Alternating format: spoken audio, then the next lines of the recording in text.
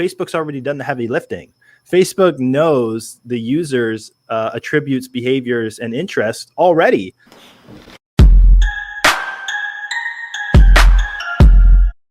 What we're going to be diving into today is a very, very interesting conversation for Jay and I, and hopefully you as well. And that is Facebook versus Google ads. Which is better for your business and your brand? So the interesting thing is that these platforms are often pitted against each other, but in fact, Facebook ads and Google ads are complementary to each other and should be used together if possible, because they really do target users at different stages in their buyer journey. So it might be, from a budget standpoint, if you're a small business, it might be that you have to choose one or the other in terms of running ads on Facebook or Google. So we will go into the pros and cons of each if you're in a position to have to choose one or the other. But in an ideal world, you're using both of these platforms together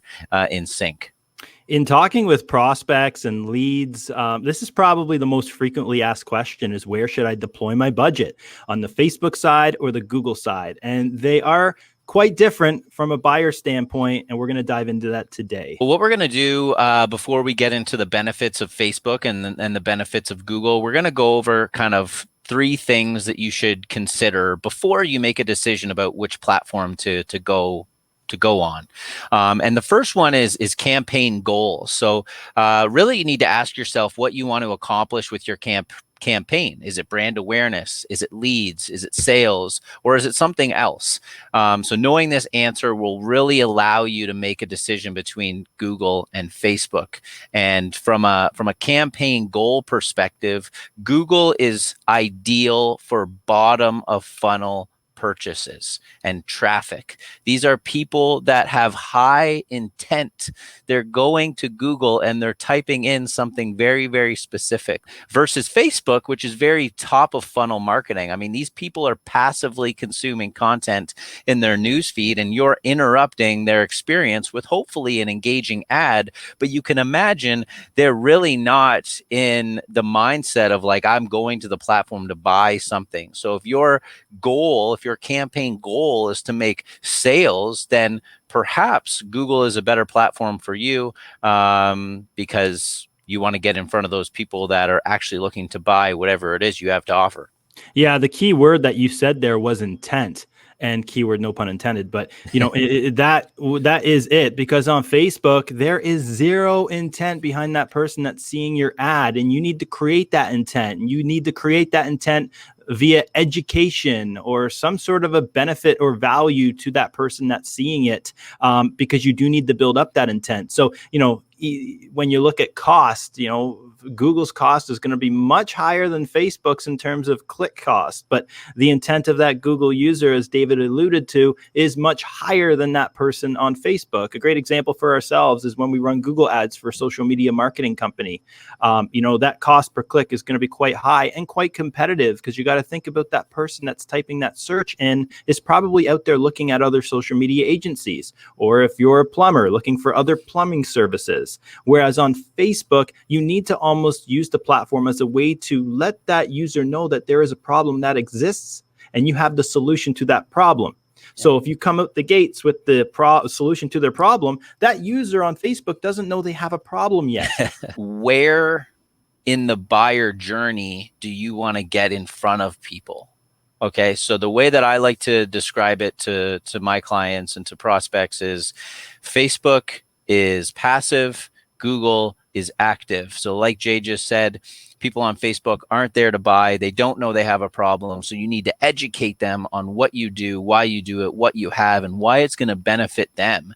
Then as you move on, you can start to retarget people with different ads that speak more to the product and get them to buy. But Google, again, like I said before, is active because people are only going to the platform, and this includes YouTube as well, to search for something specific.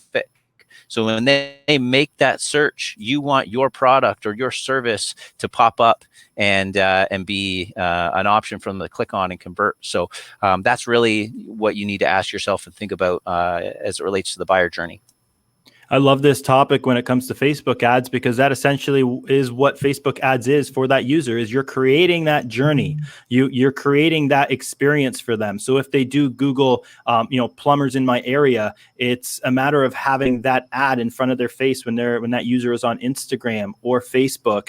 Almost like having that solution to their problem, because you got to think about that user again. If they are going on Google, they're looking at multiple companies, and how powerful is it if you can remain top of mind with that user in the means of a Facebook ad? And then, talking about retargeting, targeting those people that maybe watched 50% of one of your videos. It's creating that experience and that journey for that client to build up that intent so they eventually become a customer or client for your business. I guess we can touch on budget just a little bit here before we dive into, some specifics on Facebook and Google. And so from a budget standpoint, I mean, really, your main goal here is going to be to maximize your ROAS, and that's return on ad spend. So when you spend X, you want to make sure you're getting at least that and more in return. And so with Google ads specifically, you really have to look at keyword competition and keyword price, which is how they structure things. And as Jay alluded to earlier, for the most part, advertising on Google tends to be a little bit more expensive depending on the industry you're in and the keywords that you want to go after based on what people are searching. So if that's the case, if you're in an industry that has a lot of competition and the keywords are super expensive and you have a small budget, Google may not be the platform for you to advertise on. But yeah, you really just want to be wherever you're going to maximize those dollars. One of the big questions, I get from prospects is how much should I spend on Facebook ads? And look, you can spend $5 a day if you want, but if you want to spend $5 a day, you can't do all those great things that you can use the platform for, like testing different creative, testing different copy. With a small budget, you're spreading that budget too thin. And you got to remember, when you are doing Facebook ads, you're entering into an auction. So that budget that you have there is competing with all of the other advertisers out there. So what we recommend is, if you're starting out and you don't have a big budget, try to allocate $30 a day. $30 a day is a really good budget to start with, roughly $900 to $1,000 a month. That way, you can really take advantage of all of that testing that's required in month one, as well as set up some of that retargeting as well, because you got a lot of people are like, well, it's 2 weeks into the campaign. How come you haven't started retargeting yet? Well, if you're targeting a really small pool of people, that ad cost to get in front of that small pool of people is going to be ridiculous. You don't want to waste your money trying to target a very small group of people. So, we like to say, hey, let's build up this bucket or pool of people to be substantial enough to warrant advertising at that audience, if that makes sense. You just don't want to be spending too much money if you don't have to. Right, David? Yeah, 100%. And just to build off of that, when it comes to Facebook, you really have to have patience. And I just want to really hit this point home, because you're probably not going to see a whole lot of results in month one, because we need to do that testing to set up a proper campaign. We need to test different creative, different copy, different audiences to see who is going to respond to these ads best, and then double down from there.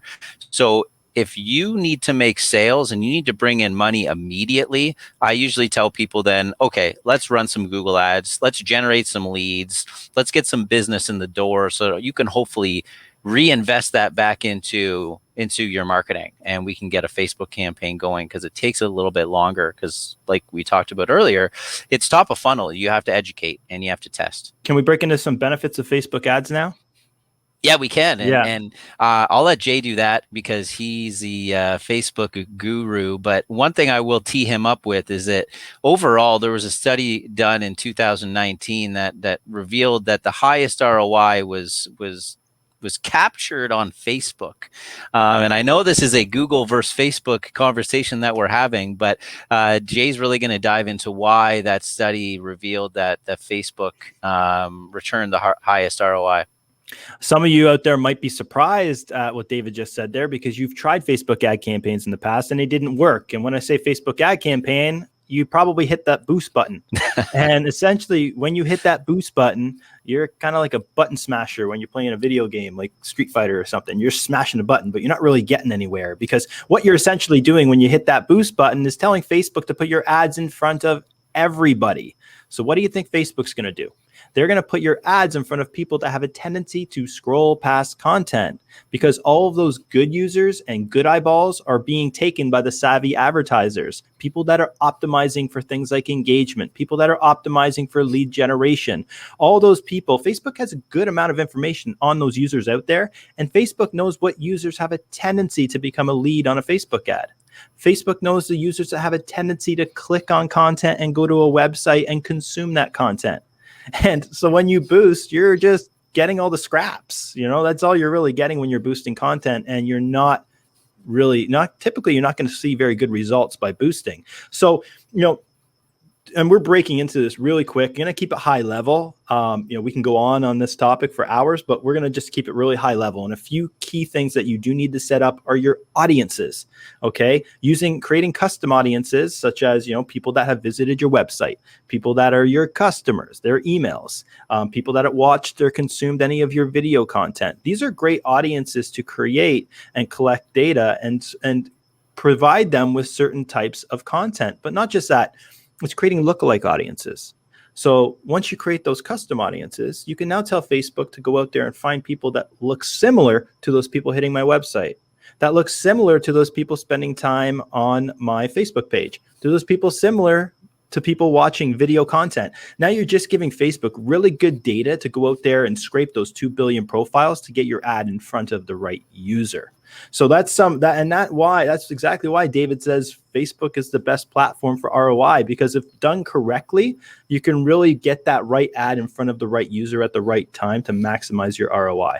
It really comes down to exactly what Jay's been saying, and the platform is better from an ROI standpoint because the targeting information and capabilities that Facebook has is so much more advanced and so much better than what Google has.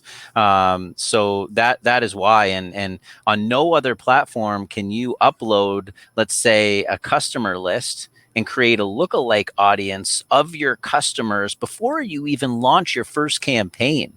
Like, think of how powerful that is. Like, you're essentially putting in your customer avatar into Facebook and telling them who your customer avatar is before you even get started. So yeah, I think that's interesting, because 3, 4, 5 years ago, before running a Facebook ad campaign, we'd sit there writing down, oh, this person's probably interested in this type of book. They follow this type of influencer.